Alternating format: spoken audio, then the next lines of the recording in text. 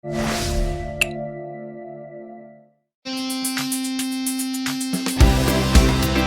all about, it's all about, it's all about beauty. It's all about passion, it's all about change. It's all inclusive every day of the week. When the world comes together, united as one, sharing stories through the eyes of InView TV. Through the eyes of, through the eyes of, through the eyes of InView TV.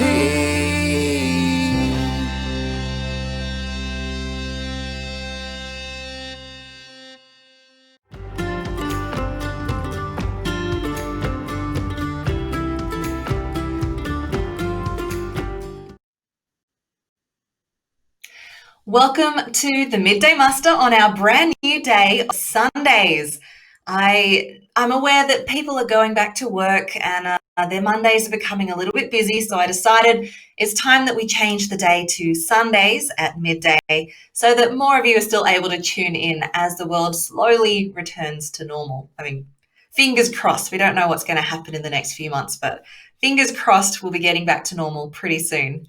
So welcome to today's show. And today we are asking you if you could pick only one country album to listen to for the rest of your life, which one would you pick? And joining us later on the show, we have Benny Allen, who will be giving us an exclusive preview of his brand new single, The Battle of Point Nepean, which comes out tomorrow. Very exciting stuff. My name is Dani. I am your host for the Midday Muster. I am a singer, a recording artist. I write my own songs. I go out on tour, though I haven't been doing that much lately. And I'm an all-round music lover, which is why I decided to create the Midday Muster so we can all share in the country music love. So leave us your comments on our live stream today. We want to hear from you at home. If you could pick only one country album to listen to for the rest of your life, which one would it be? And tell us why. First, let's take a look at what's happening in country music as we turn to the roundup.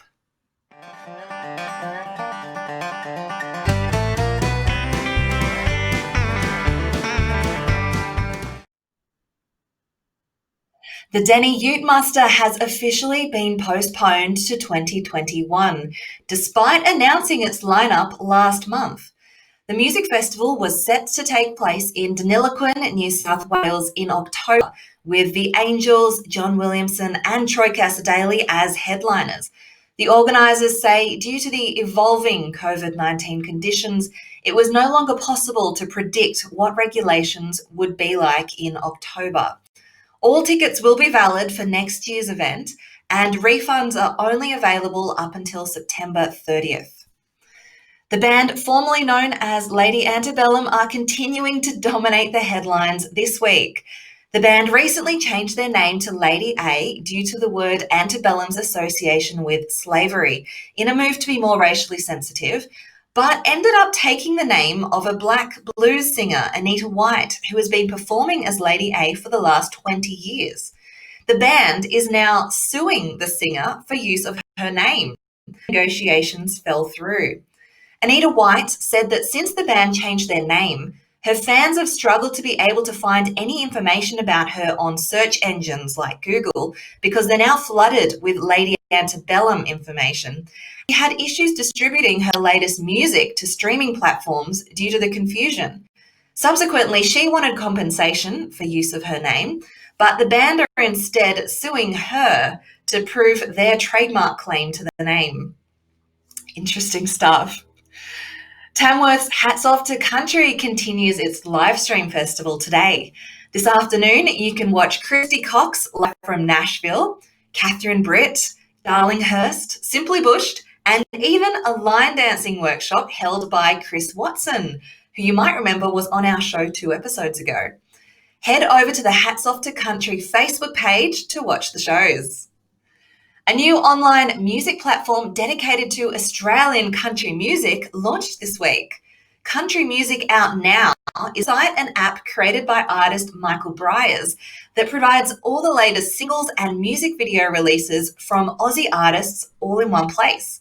It's free for fans to become members, and it's free for artists to sign up and start listing their music. Definitely something every country music lover needs to check out. So you can visit countrymusicoutnow.com to see for yourself. And finally, season 2 of Silly Country Music Quiz kicks off in a new time slot this Wednesday night with a special edition Fan Night. The show has moved from Fridays to Wednesdays as live music slowly returns, but will stay at the regular time slot of 7:30 p.m. start time. Fan Night invites audience members to join the Zoom call and compete as on-screen contestants in the show. If you think you're up for the challenge, leave a comment and I'll send you the invitation to play with us on Wednesday night. That's it for the roundup. Let's turn to our question of the day. If you could only pick one country album to listen to for the rest of your life, which one would it be? Now, this is a very tough question. I hope you can leave me some comments below with how you would answer this one. I've been thinking about this for the last couple of days, and for me, it was actually a no-brainer. For me, it is the 1997 Shania Twain album, Come On Over. That was one of the first albums I ever had as a kid. And come on. The album Come On Over has Man, I Feel Like a Woman, That Don't Impress Me Much, Honey, I'm Home, You're Still the One, and From This Moment On. Some of her biggest hits ever, all on this one album. It's not even a greatest hits album. It's just a brilliant album. I believe it was also one of the biggest selling albums of all time for a female country artist. So that's pretty amazing. So I think for me, listening to Shania Twain would put me in a good mood for the rest of my life, especially with those songs.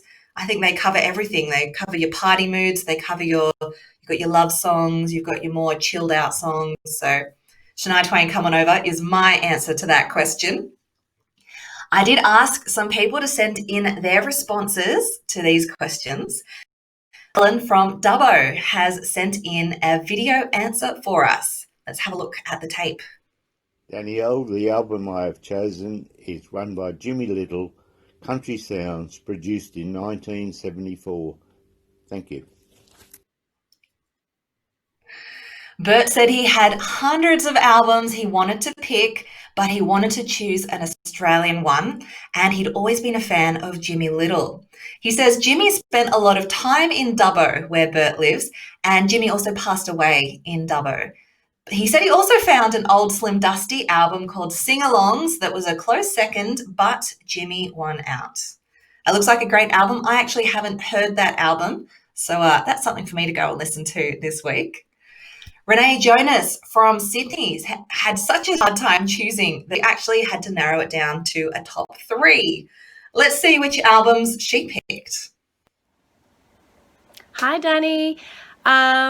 Okay, I couldn't choose top 1 album. That was just too difficult. There are so many amazing albums and so many amazing songs out there, but I was able to narrow it down to my top 3. So here are my top 3 in no particular order, but it would have to be, and if I could only choose 3, this is the only way I could narrow it down to these 3. It would be Shania Twain's Come On Over, because that was pretty much the theme song or theme album to all of my childhood and teenage years. It's probably still the only album that if you put it on right now, I would be able to sing every single song, all the words to every single song, front to cover, from that album. That's probably the only album I could ever say that about. So I have spent so much time listening and singing into the hairbrush when I was a kid to that album. Number 2 would have to be John Williamson's True Blue, and for similar reasons, it's an album that I've known my whole life. We had the cassette tape in the car. We had the vinyl record at home. It was one of my parents' favorite albums. And I have so many great memories associated with that album, as well as the fact that every single song on the album is pretty amazing. So that would make the cut. And then thirdly, if I could cheat just a little bit more, I would make it Carrie Underwood's Greatest Hits. Now, I know that's like a double album, but I would also be hoping that maybe it could could incorporate some of her even more recent hits to make it more like a triple album or something. But yeah, that would be my top 3 if I had to choose. Bye. Renee is definitely breaking the rules there, picking 3, one of which is a double album. But Renee is an artist herself who, loves music, so I'm sure that was a tough one for her to do as well. 3 good choices. She agreed with me on Shania Twain's Come On Over on that one.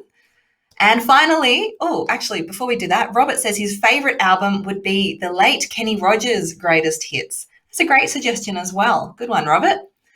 Our final video that's been sent in today is from Tars Munro in Marysborough in Queensland. She sent in her choice, saying it is one that brings back memories for her. The one country album I would pick to listen to for the rest of my life would be The Very Best of Slim Dusty. The reason why is because it was played on many road trips with my nan and pop and my dad, and it always brings back amazing memories.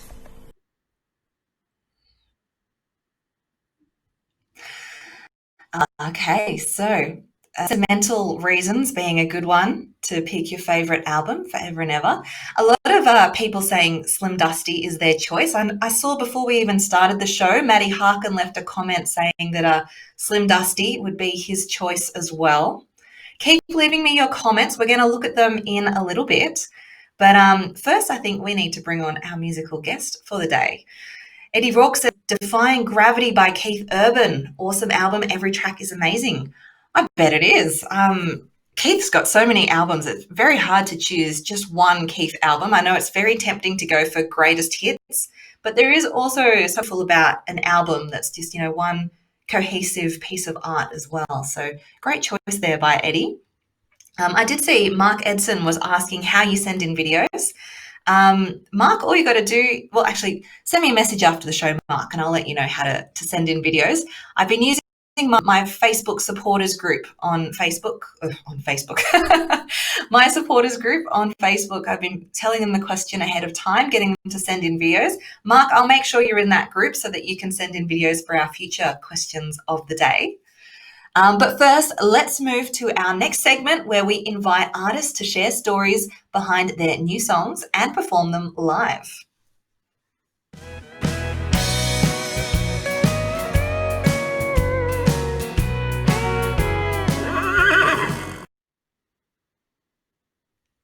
Benny Allen is an artist from the Dandenong Ranges in Melbourne who only moved into country music a few years ago but has fully embraced his new path. He wrote his upcoming single 2 years ago, which may have actually predicted our current health crisis. Let's welcome Benny to the show. And I never knew I was country. I never knew I was country. I never knew I was country till you came along. I never knew I was country. I never knew I was country. I never knew I was country till you came along.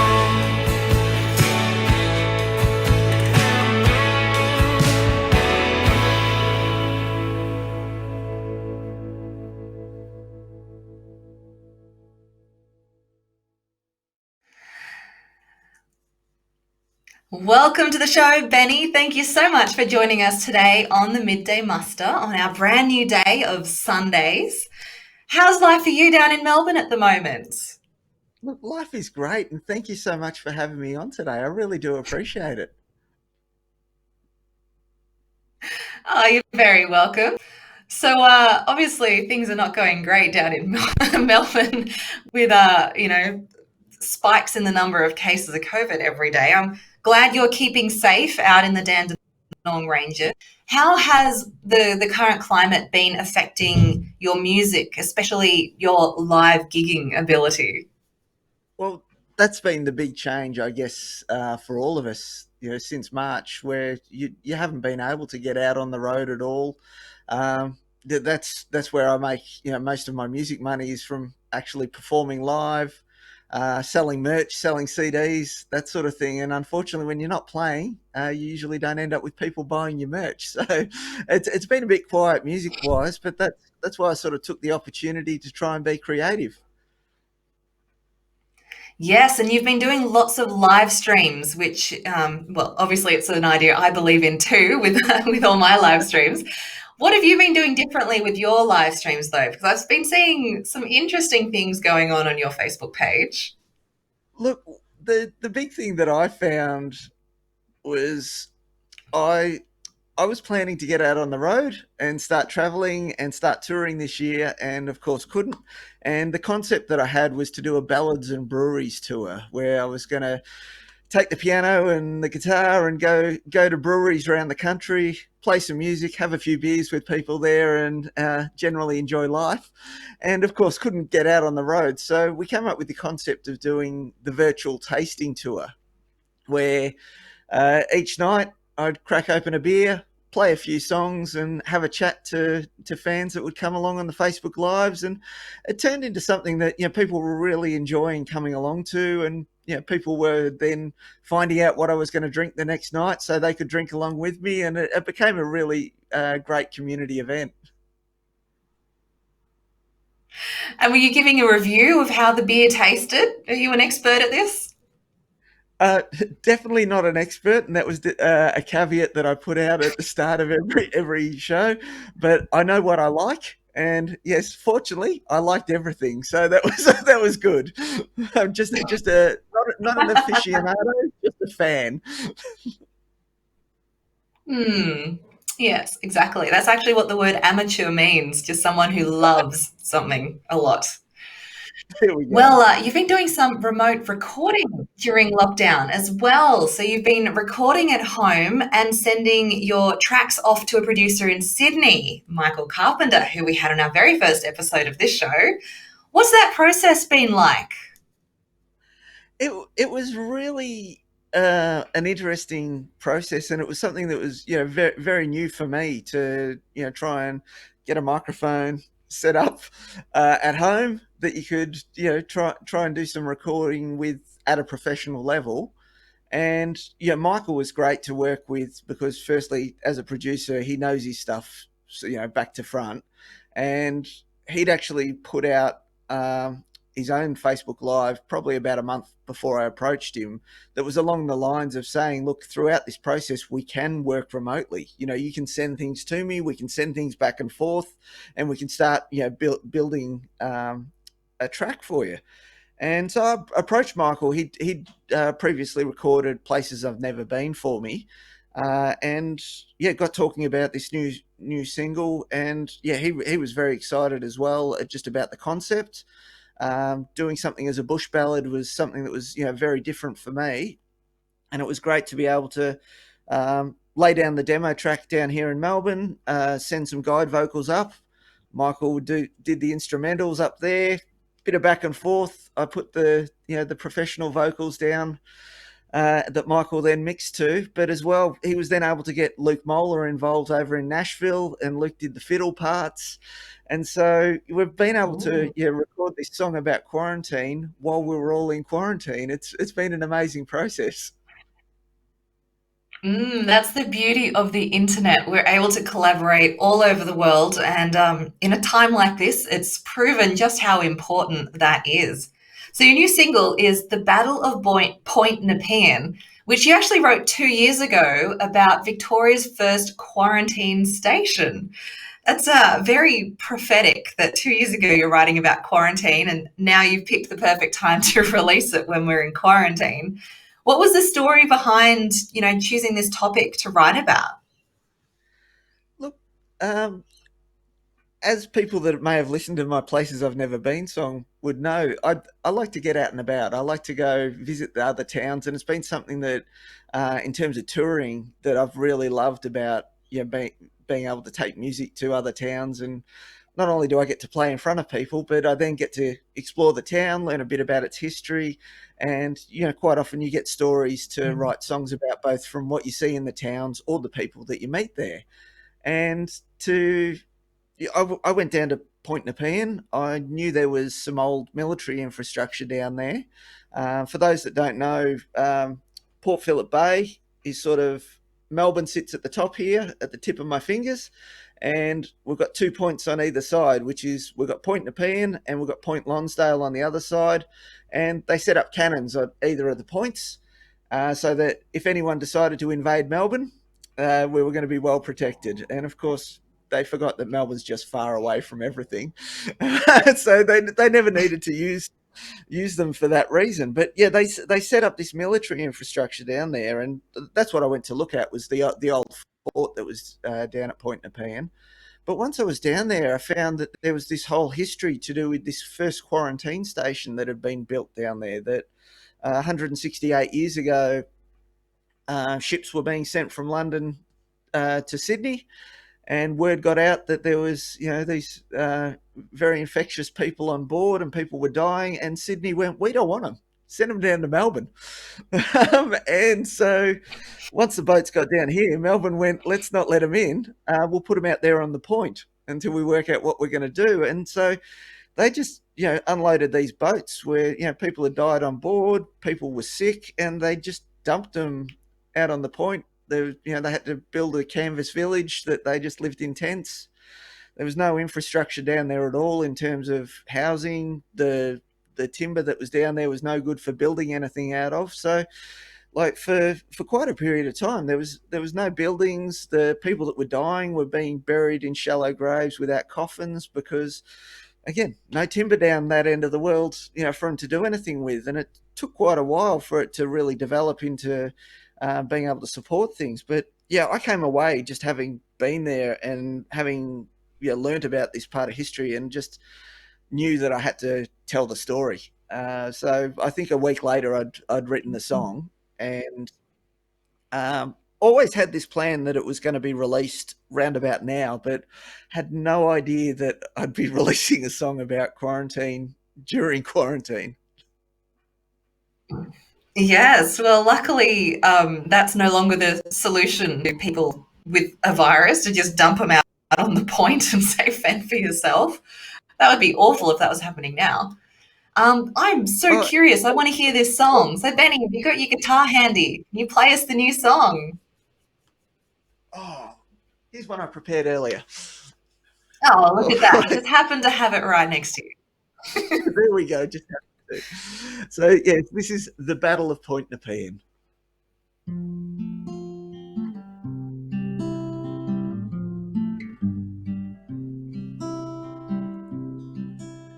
Do you know Fort Nepean, with its guns built in the hill? 6-inch shells that fired, but blood they never spilled. We never needed cannons to protect Port Phillip Bay, but the Battle of Point Nepean left many in their graves.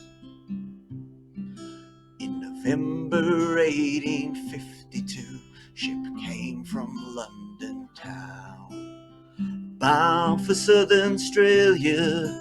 When the bodies they fell down, the Ticonderoga was brought near to its knees. 100 dead, 300 ill, with fever and disease. The Battle of Point Nepean was to save our nation's pride.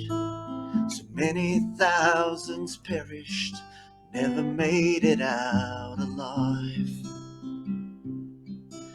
The sick were housed in canvas and then buried in the ground. They weren't given coffins, there were none of them around.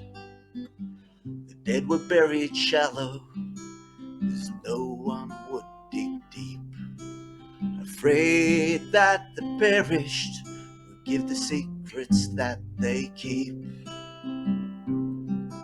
The Battle of Point Nepean was to save our nation's pride. So many thousands perished and never made it out alive.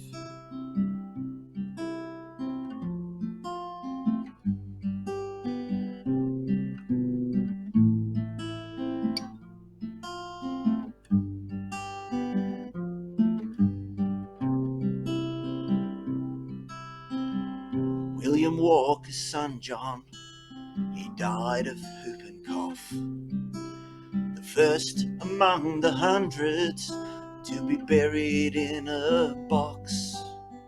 The quarantine station, it grew to buildings made of stone. And even those that didn't die were left for months alone. The Battle of Point Nepean was to save our nation's pride. So many thousands perished and never made it out alive. The Battle of Point Nepean was to save our nation's pride.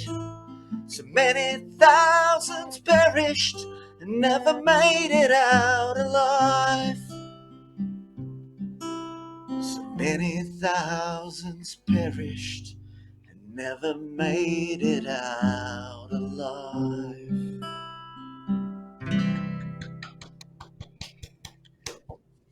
Oh, beautiful.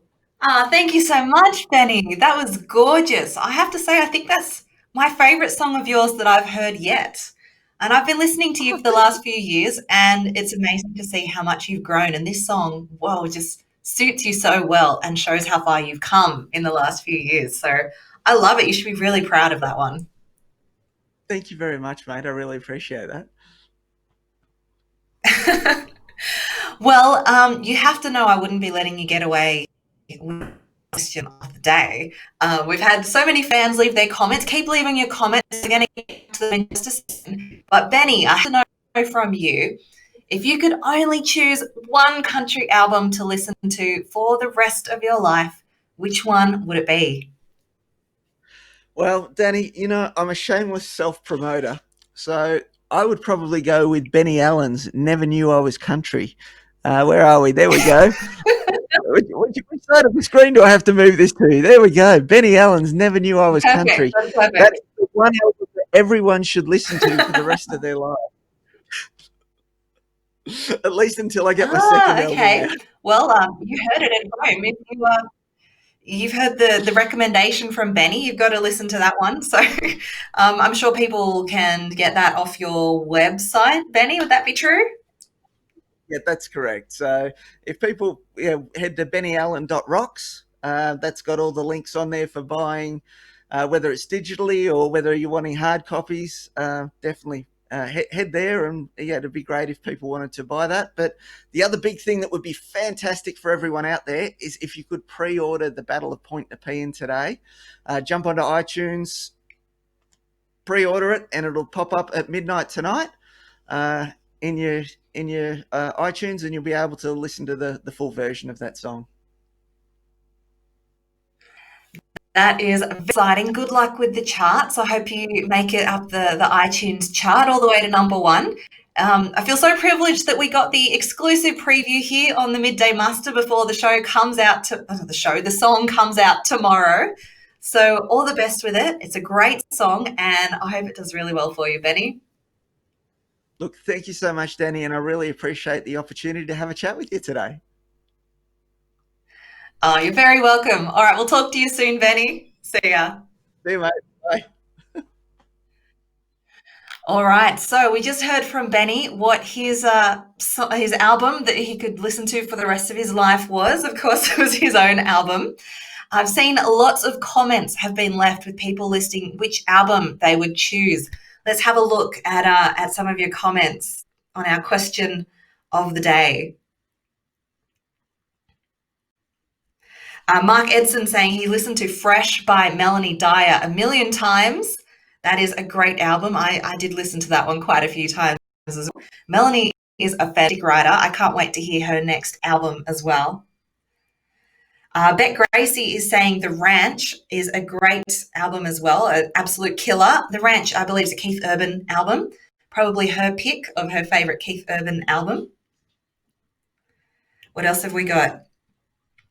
I've seen a few more Slim Dusty comments listed in the comments as well. So let me know. Keep leaving your answers for me. Which album, if you could only pick one to listen to for the rest of your life, which one would it be?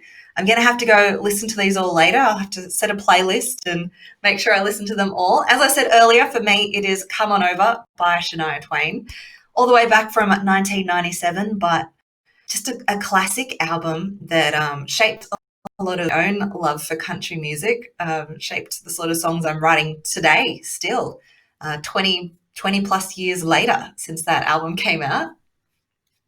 That's how the maths works, right? Yes, that was 20 years. Had to double check that one. Thank you everyone for tuning in today. It is fantastic to have you join us on your lunch break here on Sundays now for the Midday Muster. And I hope you can tune in next week as well. We're going to be doing this from now on. We're going to see how this time slot suits us now that the world is slowly returning to normal. And we're going to introduce an interesting new element of the show. I was planning to keep it a secret because I'm a little bit nervous about it, but you know what? I'm going to let the cat out of the bag. As of next week, we are taking this whole question of the day to the next level. So we're going to keep hearing from you what your answer to our question of the day, whatever I choose it to be. We're going to have your video still. But at the end of the episode, we are going to write a song together live on air on the question of the day using your comments as the inspiration for the lyrics. So I'm a little bit nervous about this, but I did a little run this morning and I think this is very doable. I'm excited. I think it's going to challenge me to take my musical creativity to the next level. I'm very, very excited to get to some new songs with you live on air in about 10 minutes. So it's a very short time limit for writing a song. So look, we're not going to be writing any 5-minute masterpieces. They're going to be little 1-minute snippets of songs on our question of the day. If you would like to send in a video for future episodes, just get in touch. I'll add you to my supporters group on Facebook where I do the shout out a few days early saying here's what the topic is, send in your videos. And I would love to have as many new faces on as I can, giving your answers to our questions of the day. And of course, you can leave comments as well. I'll be using both the comments and the videos as we write songs together live on this live stream show. So very exciting stuff happening on the Midday Muster. I can't wait. It's going to start next Sunday. Also, if you want to play Celebrity Country Music Quiz on Wednesday night, just send me a message. It is fan night, which means the audience members are our contestants. You can all jump on the Zoom call and we'll play the quiz together as well. So that's all we have for the Midday Muster today. Thank you so much for spending your lunch break with me. Thank you to our special guest, Benny Allen, with his new song, The Battle of Point Nepean. Wasn't that great? Of course, you can pre-order that ahead of it coming out tomorrow. And a big thank you to InView TV and Bruce Mott for producing today's episode. I'll see you next Sunday on the Midday Muster. I'm Dani Young, your host. See you next time. It's all about beauty. It's all about passion. It's all about change. It's all inclusive every day of the week. When the world comes together, united as one, sharing stories through the eyes of InView TV. Through the eyes of, through the eyes of. Through the eyes of InView TV.